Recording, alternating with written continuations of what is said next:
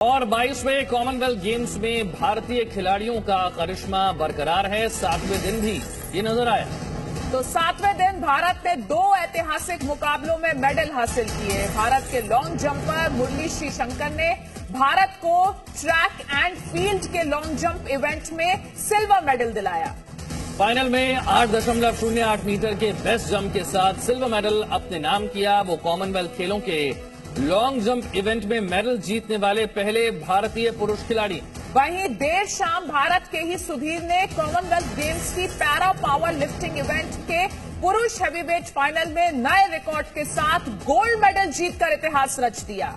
Sudhir Commonwealth games की para power lifting event में gold medal जीतने वाले पहले भारतीय खिलाड़ी हैं। उन्होंने अपने दूसरे प्रयास में 212 किलोग्राम वजन उठाकर रिकॉर्ड 134.5 अंक के साथ गोल्ड मेडल अपने नाम किया। सुधीर हालांकि अपने अंतिम प्रयास में 217 किलोग्राम वजन उठाने में नाकाम रहे, वरना एक और नया रिकॉर्ड भी बना सकते थे।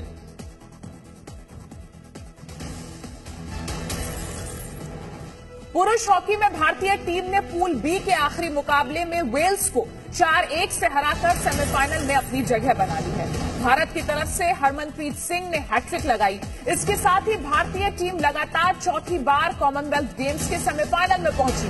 हालांकि टीम को अभी भी अपने पहले गोल्ड मेडल का इंतजार है। 7वें दिन भारतीय बॉक्सर्स ने भी शानदार प्रदर्शन करते हुए भारत के लिए 7 मेडल पक्के कर लिए हैं। पहले 4 भारतीय बॉक्सर सेमीफाइनल में पहुंचे। मेंस बॉक्सिंग में अमित पंघाल, सागर अहलावत, रोहित टोकस और महिला बॉक्सिंग में जैस्मिन ने सेमीफाइनल में जगह बना ली है। यानी कुल मिलाकर 7 भारतीय बॉक्सर बर्मिंघम राष्ट्रमंडल खेलों में अपने अपने इवेंट्स में सेमीफाइनल में पहुंच चुके हैं।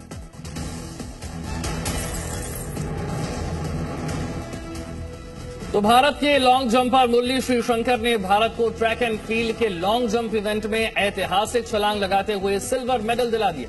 भारत की ओर से अब तक किसी भी पुरुष लॉन्ग जंपर ने कॉमनवेल्थ गेम्स में मेडल नहीं जीता था। मुरली श्रीशंकर से हमारे संवाददाता किरण चोपड़ा ने खास बातचीत की।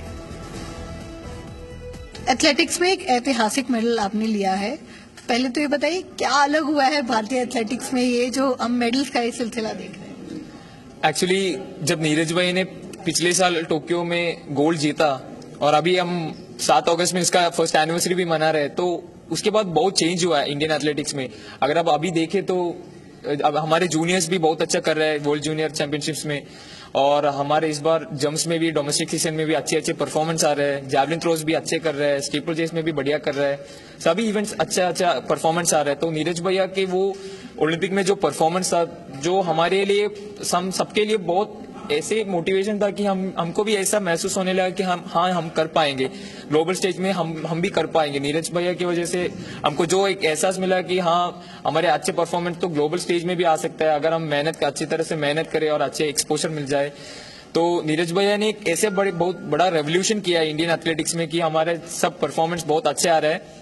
और मैं यही आशा करूंगा और प्रार्थना करूंगा कि अगले 2024 ओलंपिक तक हमारा एटलीस्ट 2-3-4 मेडल ही आ जाए एथलेटिक्स में, क्योंकि अभी परफॉर्मेंस भी बहुत अच्छा आ रहा है। सिर्फ हमको इंटरनेशनल एक्सपोजर की थोड़ी कमी है, क्योंकि कोविड की वजह से और वीसा की वजह से, वीसा प्रॉब्लम्स की जो इश्यू से हम थोड़े कुछ एथलीट्स बाहर नहीं जा पा रहे हैं, कॉम्पिटिशन फ्रीक्वेंटली नहीं खेल पा रहे हैं। तो अगर यही प्रॉब्लम रेक्टिफाई होगा और हमको और ज्यादा मेडल मिल जाएगा। अपनी परफॉर्मेंस के बारे में क्या कहेंगे, जिस तरीके का आपने परफॉर्मेंस किया कितनी सेटिस्फाइंग है?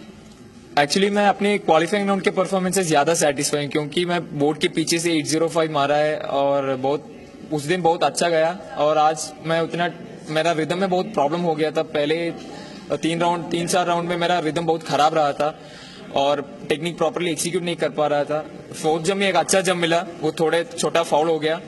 और 5th जंप में मुझे लगा कि मैं कर पाऊंगा, तो एक जंप परफेक्टली बोर्ड पे प्लांट हो गया और एक अच्छा जंप मिल गया। अच्छा, मुझे आपको देखकर ना एक चीज बहुत अच्छी लग रही है, जो आपके पास ये तिरंगा लिपटा हुआ है। इस तिरंगे के आपके लिए क्या मायने? ये तिरंगा तो हमारे दिल पे है, क्योंकि हर एक इंडियन एथलीट यही चाहता है कि हम देश के लिए मेडल लाए और तिरंगा सबसे ऊपर लहराए। और मैं भी इस बात पे खुश हूँ कि मैं देश के लिए मेडल ला पाया। और थोड़ा दुख है कि मैं गोल्ड नहीं जीत पाया, क्योंकि गोल्ड और सिल्वर का सेम डिस्टेंस ही है 808। पर मैं खुश हूँ कि मैं सिल्वर जीत गया अपने देश के लिए, वो भी कॉमनवेल्थ गेम्स में एथलेटिक्स में। वो भी बहुत कॉम्पिटिटिव है। आपको पता है ट्रैक एंड फील्ड कितना कॉम्पिटिटिव हो रहा है अभी, और मैं बहुत खुश हूँ कि अपने देश के लिए मेडल ले पाया हूँ। अच्छा, अब हमने अक्सर देखा है जब भी कोई भारतीय खिलाड़ी ऐसे जीतता है तो ये तिरंगा आसपास जरूर होता है उनके। कोई स्पेशल फील है इसके पीछे, या कुछ एक ऐसा बहुत अच्छा गर्व का एहसास होता है? इंडिया के नाम सुनते ही हमको बहुत गर्व महसूस होता है। जब स्कूल में नेशनल एंथम बजते थे असेंबली के बाद, तो हम ऐसे खड़े होते थे कि हम पोडियम पे खड़ा हो रहा हो।